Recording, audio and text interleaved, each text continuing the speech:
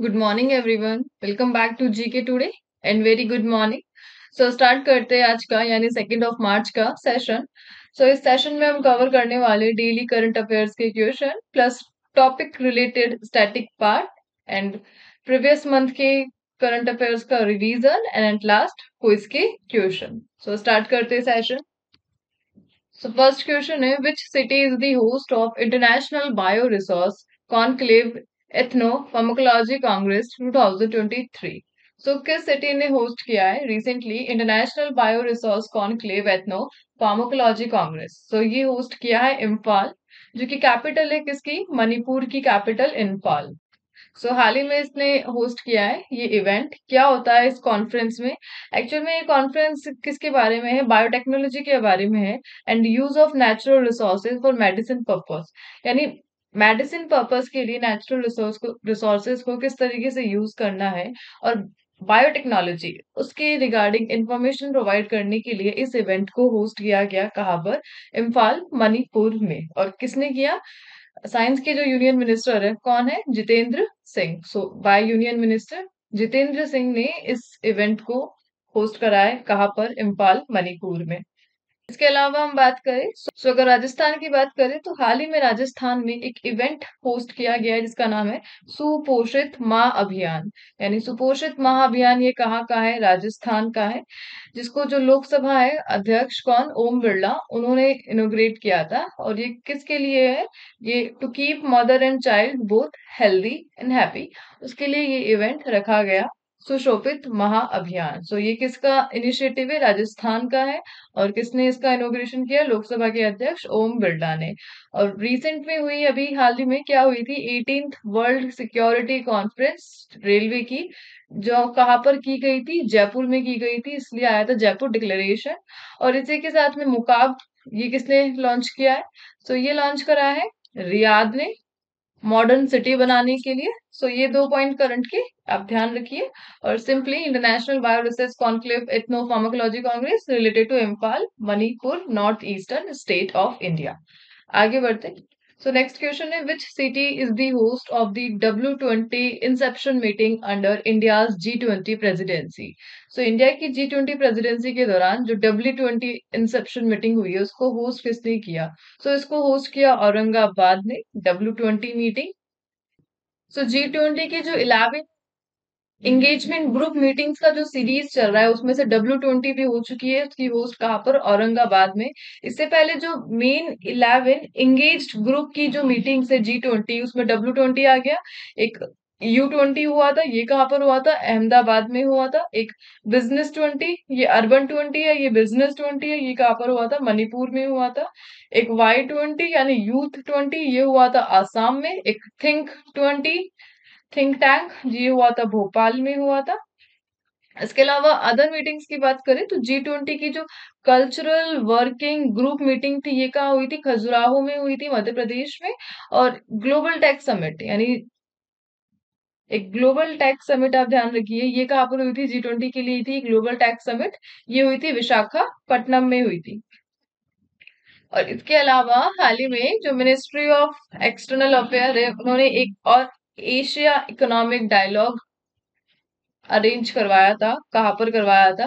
पुणे में करवाया था। एक ये आप ध्यान रखिए, एशिया इकोनॉमिक डायलॉग पुणे। ये क्यों इवेंट, इसका रीजन क्या था कि जो इंडिया के टारगेट्स है क्लाइमेटिक एक्शन के लिए, सस्टेनेबल डेवलपमेंट के लिए, ग्लोबल ग्रोथ के लिए, तो उन टारगेट्स को अचीव करने की जो रणनीति बनाई गई है उसको डिस्कस करने के लिए, उसके बारे में इंफॉर्मेशन लेने के लिए इवेंट किया गया एशिया इकोनॉमिक डायलॉग। कहाँ पर? पुणे में।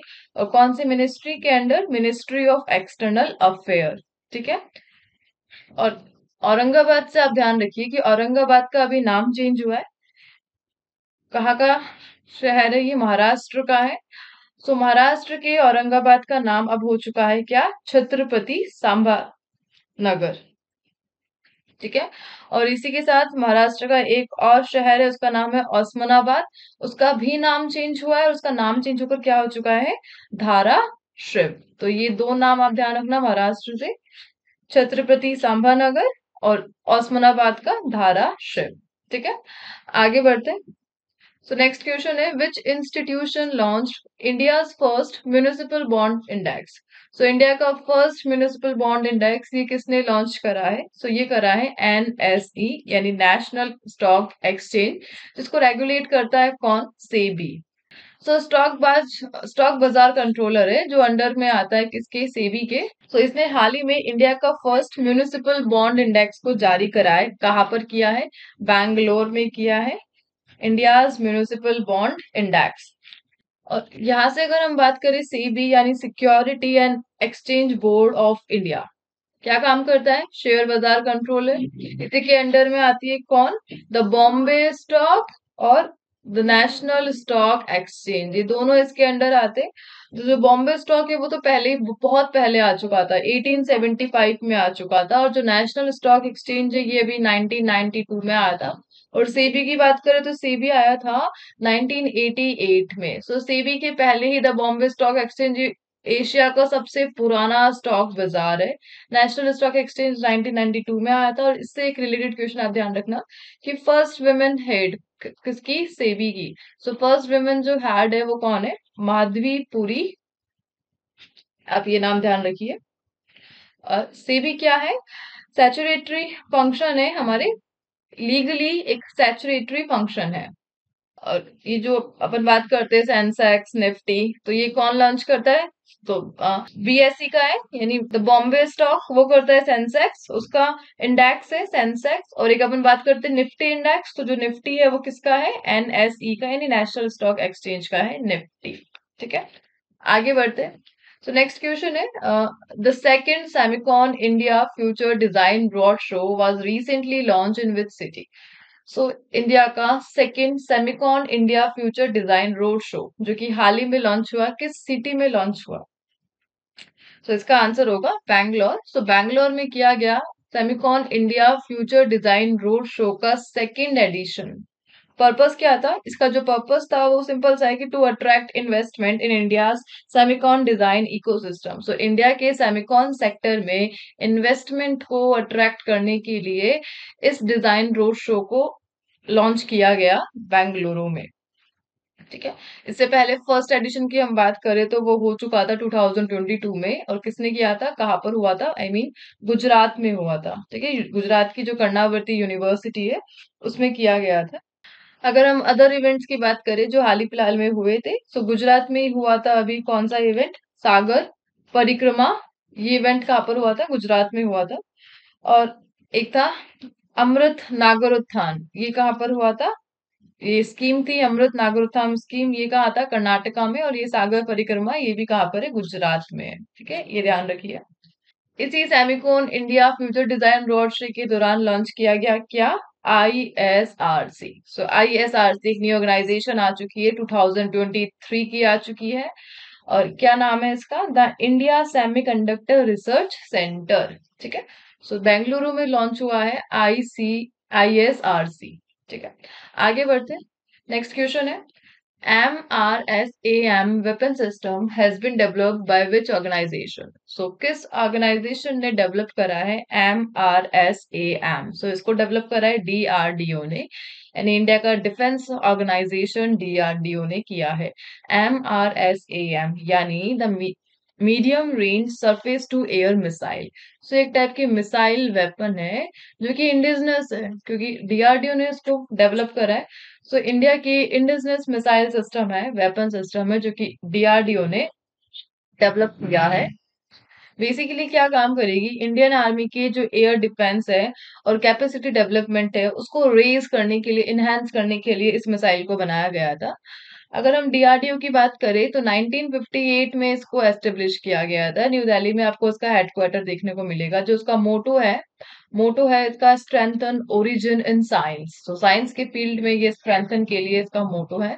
और इसके एजेंसी एग्जीक्यूटिव की हम बात करें, चेयरमैन की बात करें, तो वो है डॉक्टर समीर वी कामत।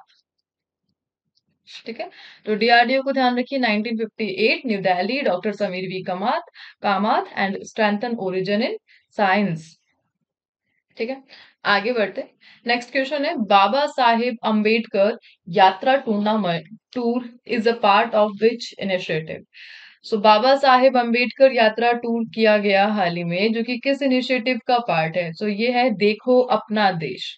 तो देखो अपना देश का पार्ट है बाबा साहेब अम्बेडकर यात्रा टूर, जो कि किया गया है डॉक्टर भीमराव अम्बेडकर के नेम पर।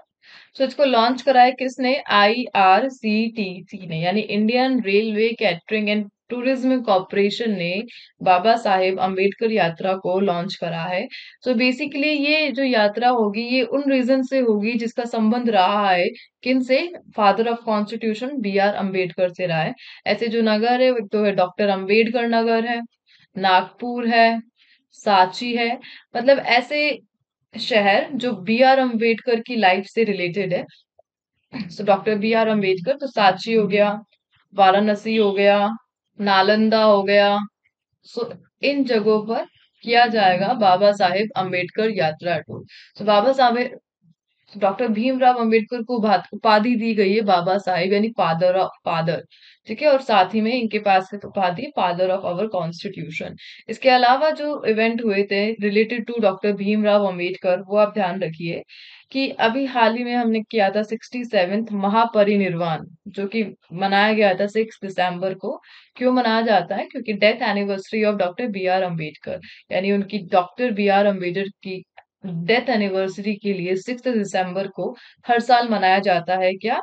महापरिनिर्वाण डे। और इस बार जो था वो 67th था। इसके अलावा अगर हम बात करें तो एक था द बैटल ऑफ भीमा कारोगांव। ये भी किससे रिलेटेड है? डॉक्टर भीमराव अंबेडकर से रिलेटेड है, द बैटल ऑफ भीमा कारागांव। सो 1 जनवरी को डॉक्टर भीमराव अंबेडकर ने इस जगह को विजिट किया था। उसी याद में हर साल उनके जो फॉलोअर्स है वो इस जगह को विजिट करते हैं। कहाँ पर है ये? पुणे में है। विलेज कौन सा है? पर्णी विलेज है। और ये इसलिए इम्पोर्टेंट है क्योंकि मराठा और ईस्ट इंडिया कंपनी का वॉर था, और इस वॉर में जो रिजल्ट निकला था वो ईस्ट इंडिया कंपनी का विनर, यानी वो जीते थे, और उसी के थ्रू उन्होंने किया था किस पे कब्जा? साउथ इंडिया पे। सो इंडिया की हिस्ट्री में द बैटल ऑफ भीमा कारवा वेरी इंपॉर्टेंट है, क्योंकि इसी युद्ध के बाद साउथ इंडिया पे कब्जा हुआ था किसका? ईस्ट इंडिया कंपनी का। और इसी दिन कब हुआ था? 1 जनवरी को ही हुआ था। और 1 जनवरी को ही डॉक्टर BR अम्बेडकर ने इस जगह को विजिट किया था, इसलिए द बैटल ऑफ भीमा कारागांव इससे रिलेटेड है। ठीक है, आगे बढ़ते। सो नेक्स्ट क्वेश्चन है, विच स्टेट और union territory hosted the snow festival winter carnival? So winter ये कहाँ मनाया जाएगा? जम्मू एंड कश्मीर में मनाया गया। यूनियन टेरिटरी है जम्मू एंड कश्मीर। सो यहाँ पे मनाया गया स्नो फेस्टिवल। एम क्या है इसका? सिंपल सा इसका एम रहा है to promote village tourism. So village tourism को प्रमोट करने के लिए मनाया गया स्नो फेस्टिवल। कहाँ पर? जम्मू कश्मीर में। इसके अलावा हम रिसेंट वाले बात करें तो बनाया गया था त्रिवेणी कुंभ महोत्सव। कहाँ पर? वेस्ट बंगाल में। बनाया गया था बारिसु कन्नड़ दीम दिमाग, ये कहाँ पर? न्यू दिल्ली में। और किसके लिए? कर्नाटका के हेरिटेज को शो करने के लिए। और रण उत्सव ये मनाया गया था गुजरात में। ठीक है, तो ये हाल ही फिलहाल के हो गए events.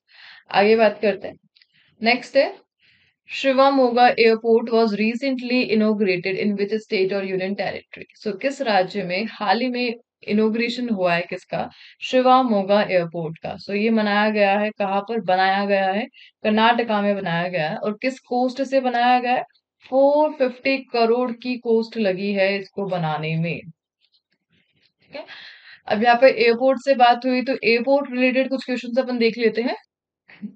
So biometric service in its airport. So किसने लॉन्च किया था? किस कंट्री ने लॉन्च किया था biometric service in its airport, under which no passport और ticket will be required? So ये किया था UAE, यानी यूनाइटेड अरब एमिरेट ने।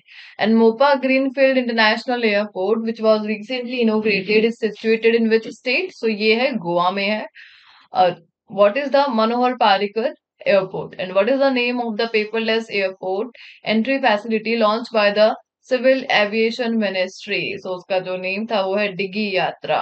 और नेक्स्ट है, Donyi Polo airport has been inaugurated in which state और यूनियन टेरिटरी? सो ये किया गया था अरुणाचल प्रदेश में। So next question है Gyalsang infra project to which India provided a grant of rupees 2 billion is associated with which country? So Gyalsang infra project जिसको हाल ही में India ने दिया है कितना 2 बिलियन वो किस कंट्री से एसोसिएटेड है? So ये प्रोजेक्ट है किसका? भूटान का प्रोजेक्ट है ग्यालसंग इंफ्रा प्रोजेक्ट जिसको इंडिया ने दिया है 2 बिलियन का फंड।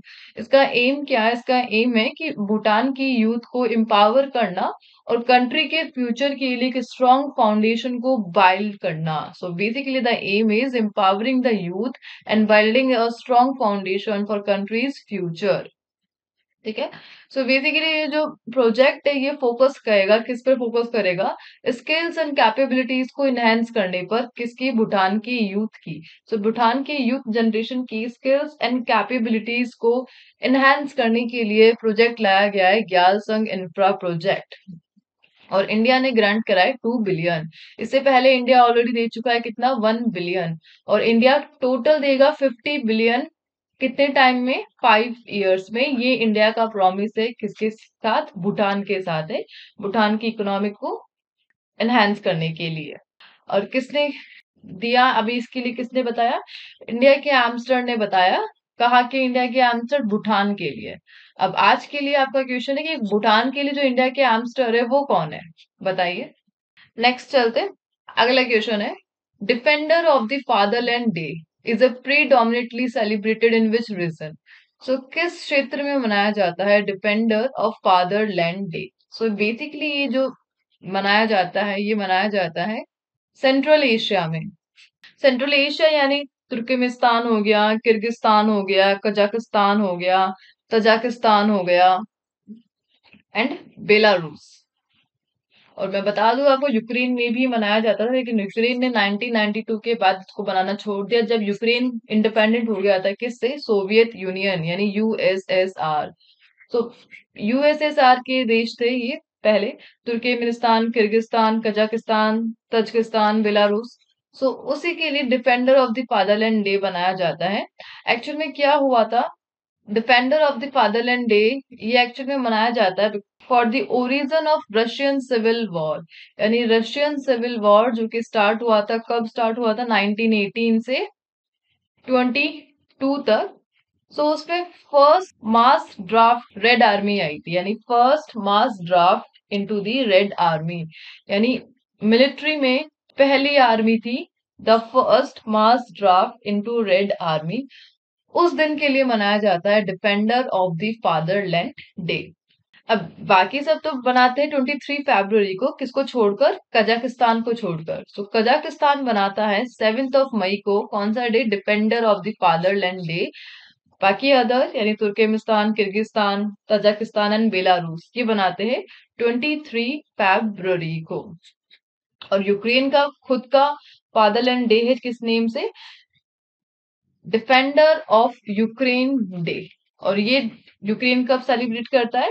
14 अक्टूबर को सेलिब्रेट करता है देश की आर्मी यानी मिलिट्री के लिए। आगे बढ़ते।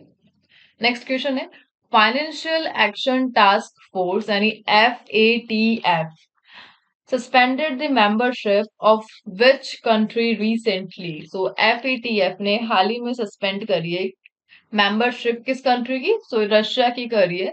सो रशिया यूक्रेन वॉर के आफ्टर काफी रशिया को इम्पैक्ट देखने को मिल रहा है उस वॉर का, और उसी इम्पैक्ट में से एक है FATF suspended the membership of Russian country. तो एक्चुअल में FATF क्या है? Full form financial action task force है। 1989 में ये आया था। इसका जो हेडक्वार्टर है वो आपको पेरिस में मिलेगा और इसके लिए जो रिस्पॉन्सिबल पर्सन है वो है T राजकुमार। इंडिया क्या इसका मेंबर है? यस। तो इंडिया इसका मेंबर बना था 2010 में इसका मेंबर बना था। और इसका जो एस्टेब्लिशमेंट हुआ था वो कब हुआ था? G7 की समिट यानी G7 की समिट के दौरान इसका एस्टेब्लिशमेंट किया गया था FATF। तो आपने सुना होगा एक लिस्ट होती है ग्रे लिस्ट, ब्लैक लिस्ट। तो ये जो लिस्ट है ये फाइनेंशियल एक्शन टास्क फोर्स ही जारी करता है। तो ग्रे लिस्ट अभी हमने देखा था कि FATF ने पाकिस्तान को अपनी ग्रे लिस्ट से हटा दिया है ना। Black list, so black list में अभी भी इसकी है, जैसे नॉर्थ कोरिया हो गया वो ब्लैक लिस्ट में है, ईरान हो गया, म्यांमार हो गया, ये सब अभी एफएटीएफ की ब्लैक लिस्ट में है। और हाल ही में एफएटीएफ की मेंबरशिप सस्पेंड हो गई है, किसकी? रशिया की। ठीक है, आगे बढ़ते हैं। नेक्स्ट क्वेश्चन है, which Indian has been selected as external auditor of international labour organisation ILO.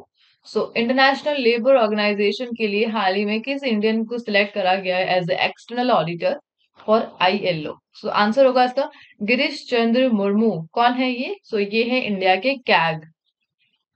ठीक है, so he is elected as external auditor to ILO. और कहाँ पर? इन जेनेवा। जेनेवा में हुए थे।